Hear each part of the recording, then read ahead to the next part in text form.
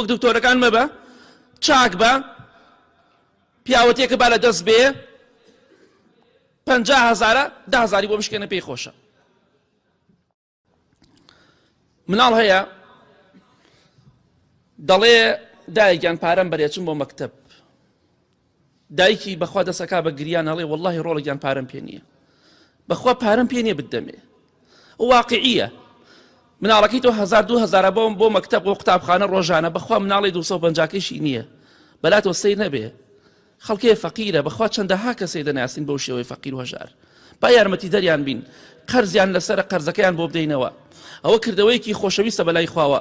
پێغەمبەری خوا فەرمێ صلی الله عليه وسلم هەر کەسێک قەرزی لای کەسێک بێ، قەرزی لای کەسێک بێ، قەرزەکەی لێ نەسێنێتەوە لێی خۆش بێ، یا بەشێک لە قەرزەکە خۆش بێت، کاکێکیان فڵان کەس تۆ ملیۆنێکت لایە 250,000-500,000 بۆ خۆت، ئەوە پاداشتی ئەو ئینسانە لە ڕۆژی قیامەتە ئەوەیە خوای گەورە دەیخاتە ژێر سێبەری عەرشی خۆیەوە. بۆچی؟ لەبەر ئەوە لە قەرزی موسڵمانێک خۆش بوو لە هەموو یا لە هەندێکی. ئەوەی کە لەکردەوە خۆشەویستەکانە بەلای خوای گەورەوە کە بە پشتیوانی خوا تۆ کەسێک قەرزارە قەرزەکەی بۆ بدەیتەوە. پێغەمبەری خوا صلی الله عليه وسلم دەفەرمێ یەکێتر لەو کردەوانەی کە بەلای خوای گەورەوە زۆر خۆشەویستە، خوای گەورە و کردەوەی زۆر خۆشەوێ، ئەو یەقضی عنه دەینەن، ئەوەیە بە پشتیوانی خوا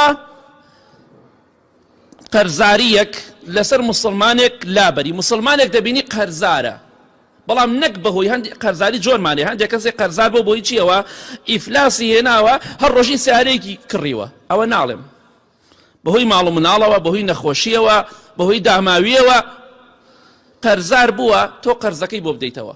ئەوە یەکێک لەو کردەوانەی کە خوای گەورە پێی خۆشە.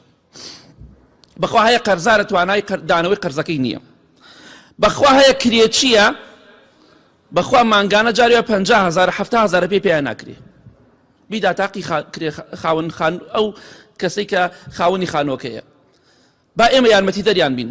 ئەو کەسانی کە خانوتان داوە بەکرێ تۆزێک ئەزانن کەسێک فەقیر و هەژارە دەستکورتە مەعاشی نییە کەسابەتی نییە، یارمەتی بدەن، پیاوەتی بکە، وەک دکتۆرەکان مەبە چاک بە پیاوەتێکە با لە دەست بێ 50,000 10,000 بۆ بشکێنە پێی خۆشە.